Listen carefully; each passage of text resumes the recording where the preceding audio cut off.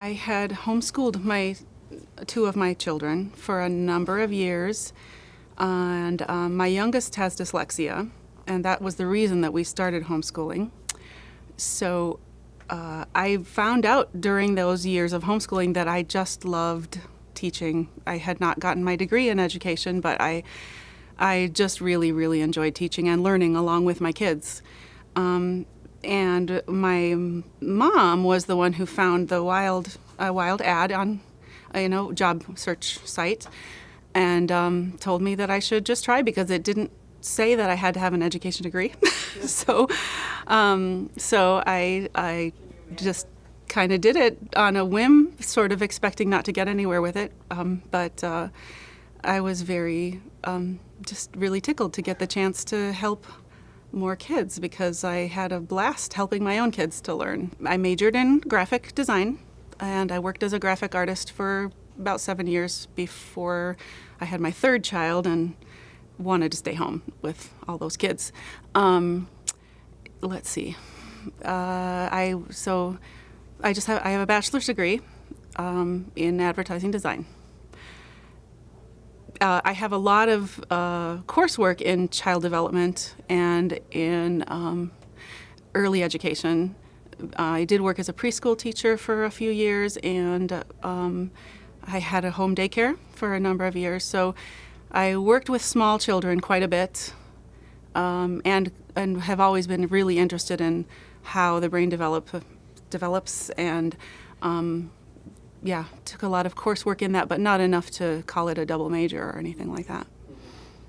I came in feeling a little bit, nervous because I don't really have the credentials per se. But what I found through the training was that what I had been doing with my son, having gotten Orton Gillingham curriculum, was right on the mark. And I learned a lot about why it worked with my son. Let's see, edit this out. And I don't know how much detail do you want? Because that 9 steps of encoding thing was really, really it just sort of puts it all together. So I don't know if that was it. That was an additional thing. So the item that was additional to what I had through the regular curriculum that I had been using with my son when he was learning to read was really that 9 steps of decoding and encoding. And I found that to be really powerful just with all of my students. And it was really a nice way to put all of that information about phonics together into figuring out why words are saying the sounds that they're doing. And I keep on learning more about it.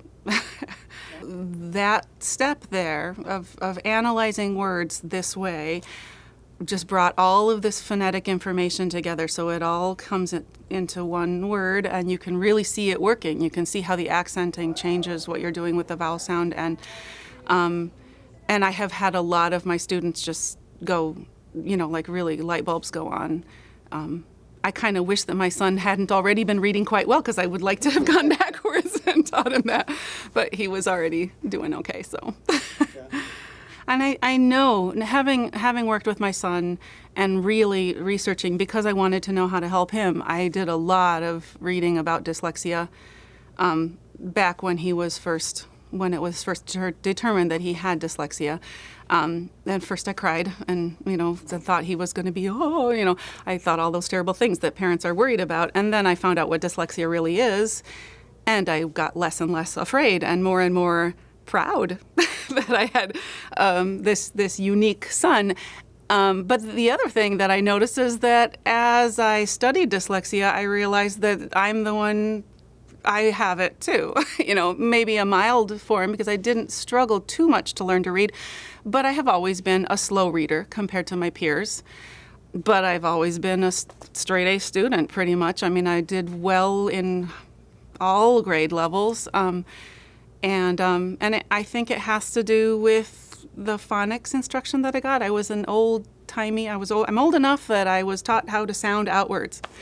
And I I had enough of that instruction that it really helped me to not struggle so much in school. But definitely, I know that I have some measure of dyslexia. I'm sure I'm somewhere on the continuum. Yep.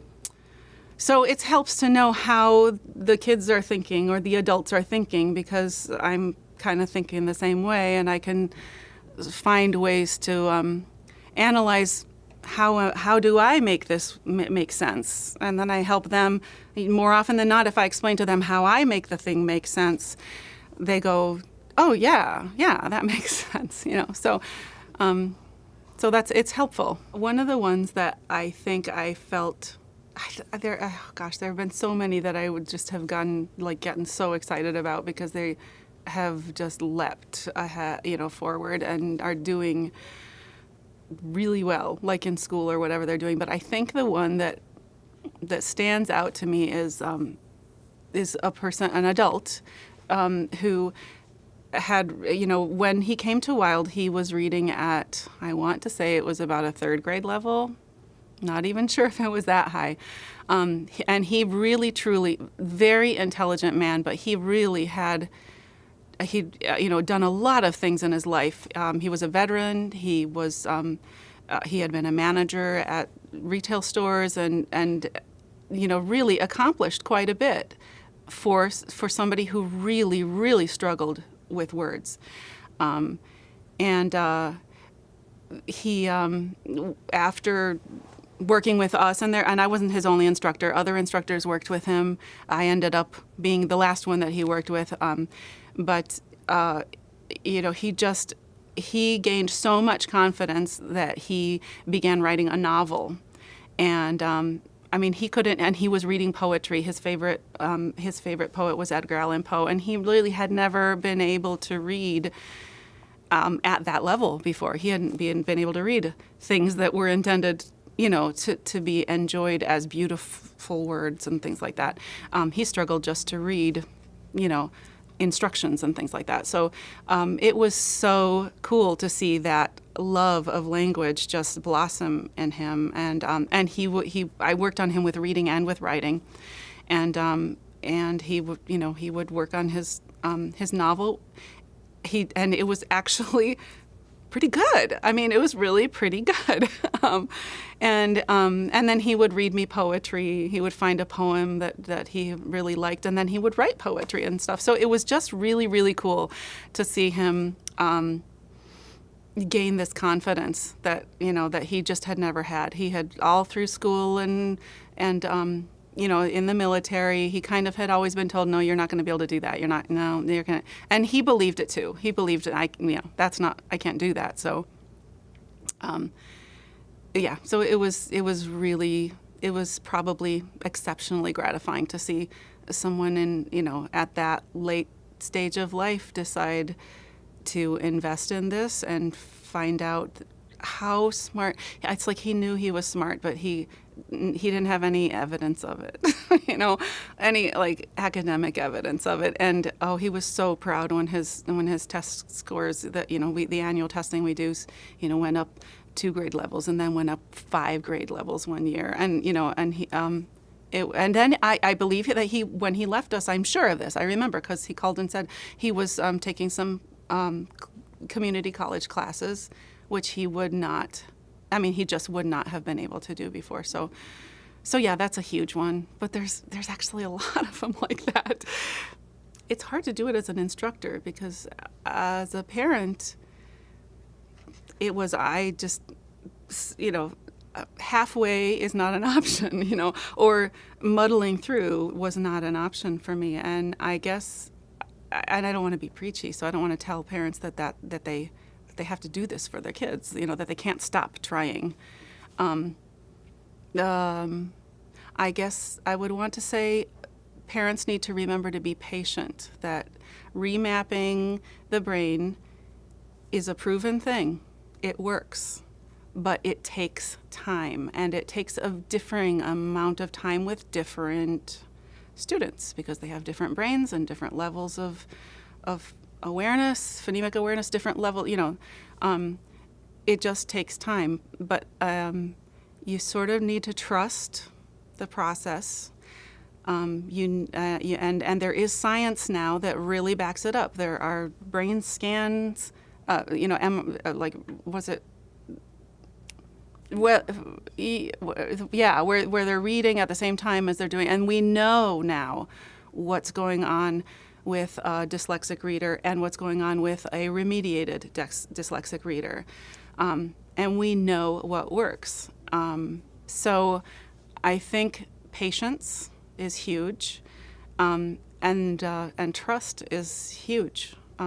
Because there are so many voices saying, try this, try this, try this, try this. You could easily pull your child all over the place and spend a lot of time just sort of spinning your wheels and not really helping your child get somewhere. When I looked into helping my son, I wanted to pick the thing that I knew had a track record, and that's what I came to everywhere I went. The Orton Gillingham multisensory, incremental, teach to mastery, and then go to the next one, and then go to the next one. And it took 2 years for my son to get to the point where he was reading truly independently. Up until then, all of his other schoolwork I read for him. I read it to him so that he could keep up with science and he could keep up with social studies and keep up with history and not lose it because we were waiting for his reading to catch up. But it took patience, and it took, it really does. That's the main thing. Be patient and be persistent and consistent. And then, and my son ended up being valedictorian of his high school graduating class. So when he did rejoin a regular brick and mortar school, he not only was able to keep up, but I was worried. I was worried. How is he going to do? Because he has dyslexia. And he turned out to he was, not only did he keep up, he was just excelling. And his best subject was English literature. And he had to write paper after paper after paper. And he got hundreds and hundreds and hundreds. I mean, he got 100 on, his teacher said he had not given out 100 in, the highest score was 100 in 3 years. And when my son was in his class, he said it was the first 100 that he had ever given in 3 years of teaching. So it works, but it doesn't work. It may not work fast. It may work fast. Maybe, there are some people who just are missing one little thing and then they're off and running. But if your child isn't one of those, you shouldn't be discouraged or worried that you need to try something else. You need to let the process keep on happening because, it will work. It absolutely will.